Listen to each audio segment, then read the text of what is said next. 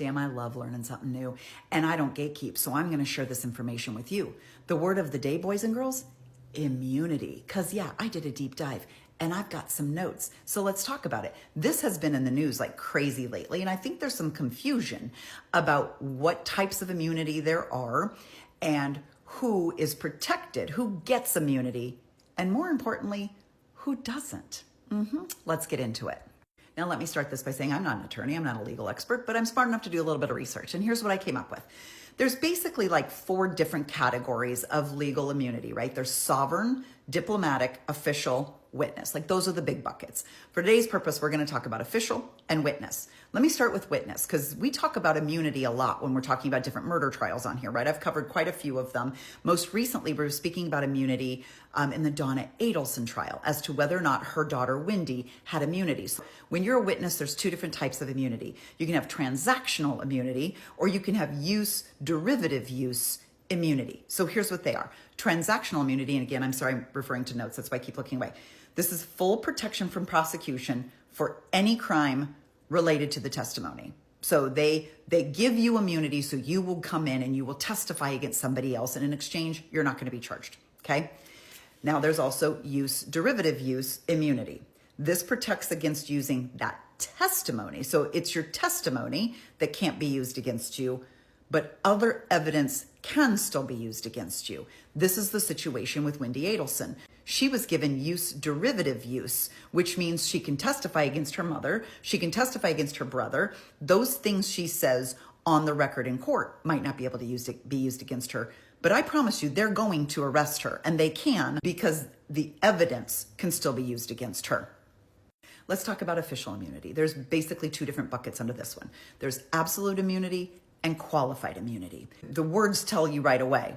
Absolute means basically every fucking thing. Qualified means there's some parameters. That's the simplest way to remember it. But let me tell you, it covers different people as well.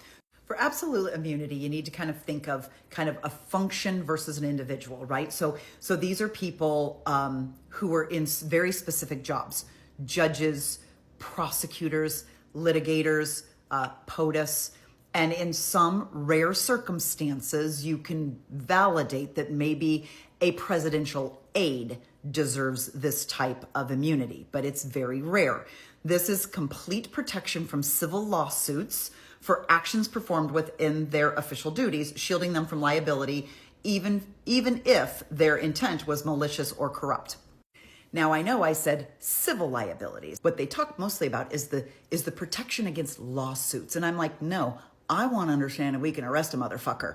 If they have absolute immunity, it's highly unlikely. They're fully protected from any lawsuit, and they're protected from basically almost all criminal activity. So they can't be civilly sued or criminally charged if they are under this immunity.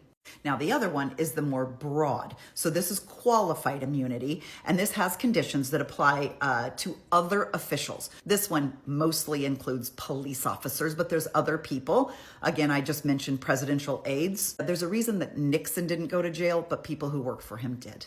Okay, they didn't have access to the same immunity. This one covers police officers, and this one will shield them from liability, again, civil liability, for actions taken while performing their jobs unless their actions violate clearly established statutory or constitutional rights.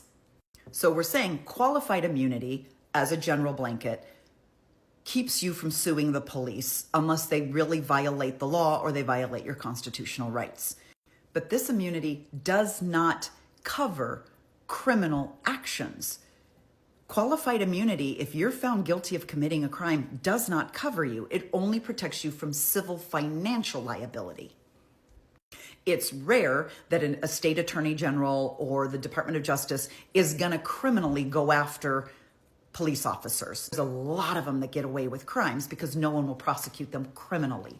So going after them civilly and trying to put them into financial ruin is really the only thing a victim can really do. But qualified immunity puts pretty severe restrictions on whether or not that cop can be sued. So anyone who's standing up to a microphone trying to convince not just us, but the other ICE agents that they are under absolute immunity is lying to the American public. And this is a person who's been to law school at Yale and fucking knows better.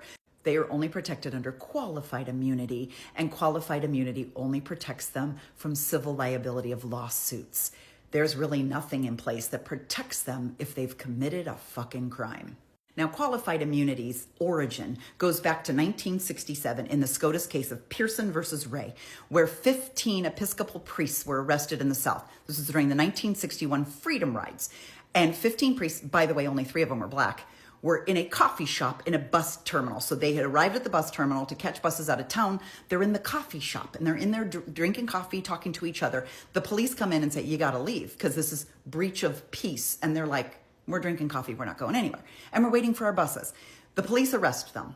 Okay. The law at the time was basically stating that they were it was a misdemeanor, but it was a misdemeanor to gather in a group that then would then cause another gathering that could turn violent. So this is like some ridiculous, like Minority Report pre-arrest bullshit.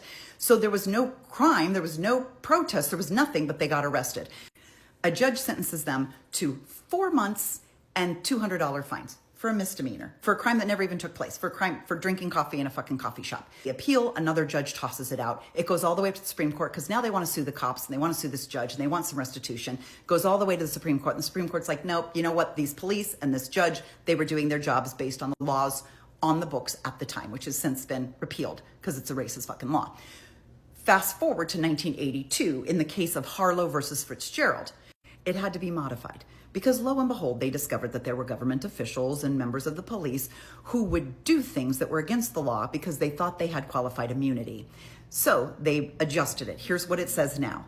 Government officials performing discretionary functions generally are shielded from liability for civil damages insofar as their conduct does not violate established statutory or constitutional rights of which a reasonable person would have known. So in summary, can a law enforcement officer be arrested and criminally charged for committing crimes? The answer is yes. And if the actions they took violate clearly established rights that any reasonable person would know are in place, then qualified immunity does not protect them. And yes, you can sue the ever-loving shit out of them. Thank you for coming to my TED Talk.